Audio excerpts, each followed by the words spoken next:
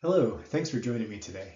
I'm Jeremy Carney of Central Coast Analytics, and I'm really excited to walk you through this demo of how we can visualize Ecos Craft Insights data and bring it into interactive dashboards to really give teams a handle on their cost of goods sold and understand what's driving it. I know this is a big pain point of a lot in the industry, and this is going to be a great solution. So in this demo today, first I'm going to set the stage by giving you a real world brewery scenario. We're going to talk about some of the pain points they have, but I'm then going to spend most of the time demoing some really good solutions to be alerted to cost of goods sold issues and then be able to see what those drivers are. And then finally, we'll wrap it up with some of the benefits of this to your team and talk about some next steps if you're ready to get started with Ecos Craft Insights. Okay, so follow me on this brewery scenario. I'm guessing it's going to sound pretty familiar to what might be happening at your brewery. And really the issue here is cost of goods sold is in a lot of cases increasing, and that could be due to a variety of reasons. But I find that teams really struggle to understand or quickly understand what the driver of those increases is. And that's because there could be multiple root causes here, right? It could be your yield of beer going through the process and getting packaged. It could be the usage of ingredients, or maybe you're doing some substitutions on a certain batch that you don't normally do. And maybe it's the cost of these ingredients that are going into a batch. So with all these different variables and moving parts, it's a lot of data, right? And it's sometimes hard to get to in systems. I've watched brewery teams trying to drill into find the specific answer of like what ingredient caused the cost of goods sold of this batch to go up. And sometimes they can get to it, but it takes a lot of clicks and several minutes of work. And even then, they're not like really sure what's going on and what drove that. So in a lot of cases, they're using gut feel to try to determine what's happening and be able to take actions. So what are we going to try to get to with this solution is we need to quickly be able to see all of our batch cost of goods sold and find when it's out of scope, when it's too high or too low compared to what we normally run it, or maybe compared to a goal, and then figure out why that is so people can go and make action before they brew the next batch. And just to go through some of these data pain points a little bit more, I find oftentimes teams don't really know they have a cost of goods sold issue until the monthly financial statements are complete, right?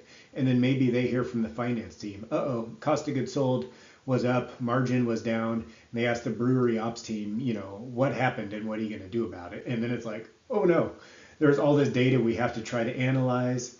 Like we already mentioned, the data is complex. There's multiple drivers of what the root cause could be. And it's really hard to find what might be happening across all your different batches in a time frame, and then specifically what's going on within each of those batches that maybe caused one to be higher. And then when you're looking at all this stuff, multiple weeks up to a month or so after when that actual batch happened, it just removes it from like the point of impact of when that actually the batch occurred. So it's harder to remember back like, well, why did we substitute this ingredient? Or maybe why was beer yield low on this specific batch when it happened 4 weeks ago, right? That's why it's so critical to be able to get to some of this information in as close to as real time as possible. So there really has to be a better way of how brewery teams are manually piecing this together today, right? Let me show you what that looks like. Okay, so let's go ahead and review how we can really deep dive some good cost of goods sold information. So first of all, I'm going to start on this cost of goods sold batch alert.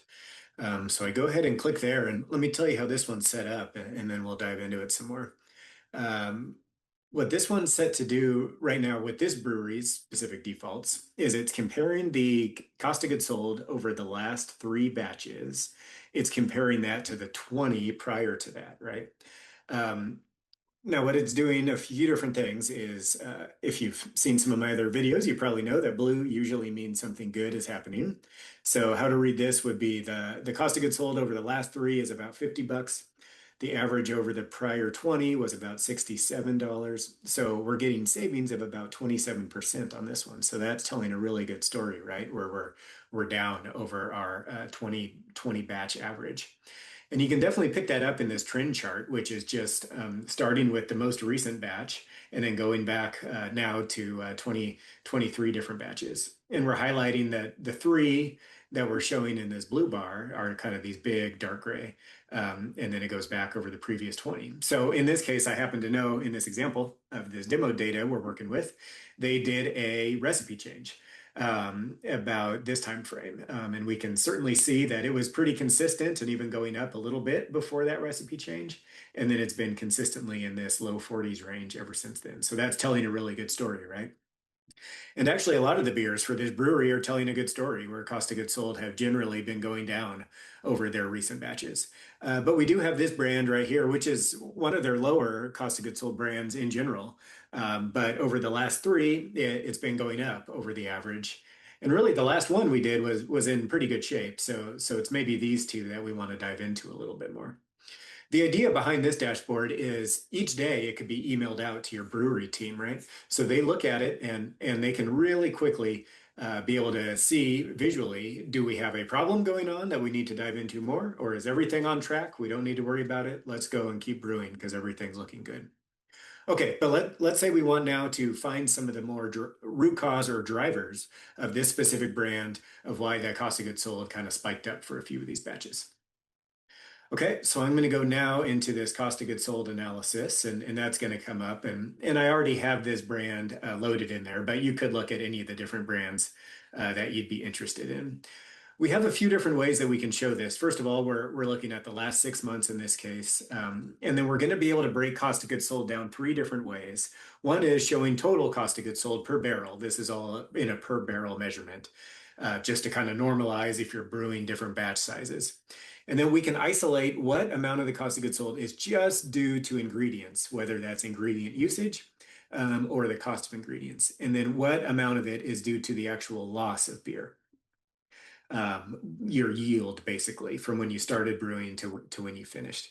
Um, yeah. So over here on the left-hand side, we're showing some high-level statistics of what's going on. We're doing a control chart, which is showing a certain number of standard deviations above or below the average. It gets a little nerdy in there. But the basic idea is we want a process like this to be in control so we can basically predict what the cost of goods sold would be anytime we brew a batch because things are in control. What this is showing is our normal range for this brewing this batch or this brand is between $37 and $49 per barrel. And we had 9% of our batches were high, 91 were okay. And we can kind of pick that up in this trend chart over here, where we're highlighting what our normal range is in this gray area. And then we're plotting every batch that we brewed. And then anything that was outside of the gray area, in this case, we had this batch, we're going to sorry, I had that open. We'll be able to get some more information on like when we brewed it and what specifically happened there. Okay, so this is total cost of goods sold. We basically had this one batch that was outside of range, and this other one was pretty close. So maybe that's another good one for us to look at. So what I'm going to do first is let's kind of see, was it due to beer loss? And as we modify that graph, we can see actually everything's within range. So one of those batches was on the high side of the range where we lost about $8 per of beer per barrel that we brewed, but it's not too far out of whack. So what I would take away, or what the brewery team would take away looking at this graph is it's probably not due to an increase in beer loss or poor beer yield, which is why our cost of goods sold went up on those. So it's probably due to ingredients. So let's confirm that. Yep, so that definitely highlights that this batch here was well outside of our normal range, 25% higher than what our average for cost of ingredients is. Okay, so that kind of gets us close to root cause, right? That at least tells us or starts to pinpoint a little bit more of what drove the high cost of goods sold for this batch. But now what I want to do is I want to be able to break in to each individual ingredient and really see what drove this one. So I'm going to go ahead and click down here, which is going to dive into the ingredients for this specific batch. So now, as that pulls up on the screen, what we're able to do is compare this single batch to a certain number before and a certain number after. So we're kind of comparing it to its peers in that same general time frame. And then what we're going to do is go through basically each of the main costed ingredients.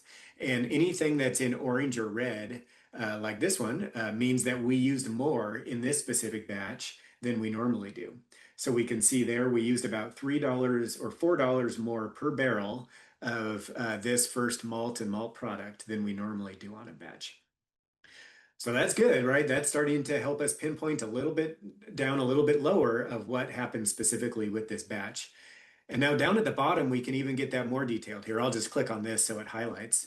You can see we saw that, okay, we're up about $4 per barrel. So now the next question is, well, did we just use more of it than we normally do? Or did it cost more? And now we can start to answer that question over here. And we can see, oh yeah, look, we used about 10 pounds more in this batch than we normally do, even though the cost per unit was in the normal range. So this is saying we maybe had a little bit of a recipe tweak where we started using more of this malt than we normally do. And that ended up driving our overall cost of goods sold up. So I think that's a really good example of as a brewery team. So what did we do? Let's kind of back up. So first we found that we have a specific brand that's causing a problem. And then we were able to see, is it due to beer loss or ingredient cost? And then we're able to drill in even further here and really isolate what ingredient or ingredients it is. And then is it a pricing concern or is it a usage concern of that ingredient? So really starting to get down to root cause that the team can use in the future as they brew the next batch of this beer and make sure they have some of these things under control. So let's just review a few of these benefits, but I think you probably picked up on a lot of them as I walk through the demo. First, it's great that you get that really quick alert on an issue, right? You're not waiting to month end to know that cost of goods sold is out of whack and then trying to work back through this process. You see it really the day of or the day after something didn't happen that was according to plan. It really helps you know what to focus on. Do you have a yield problem? Do you have an ingredient usage problem? Do you have an ingredient cost problem? And then based on what you're able to pinpoint as the problem is your action set is going to be a lot different, and maybe you have different people working on solving the solution. You can really easily diagnose that and get to that level. And then it's cool that we're able to compare like a single batch to the peer batches on either side of it. So we can really see what happened that was unusual with a batch that's kind of out of spec. So a lot of good benefits to a system like this, and I'm sure this would work great in the hands of your team. If you'd like some more information, I have a landing page website listed there that you can go to. You can see other demos on other brewery topics related to either sales, gross margin. We just did cost of goods sold. We have some more brewery operations stuff in there. We have an executive summary, how to bring all the data together. A lot of really good examples of how visualizing Ecos Craft Insights data and then providing it in interactive dashboards can really help your team out. I have my email. Please shoot me an email. I'd love to hear how your team's using data today, help answer any questions you might have, and recommend maybe some best practices that your teams can try in the future. And then when you're ready to get set up on Ecos Craft Insights, shoot Allie an email. She'll be happy to set up a quick call with you, explain the cost structure, what you're able to get access to, and then your team will be off and running and getting started with all of these great insights. Okay, thanks for your time. Have a great day.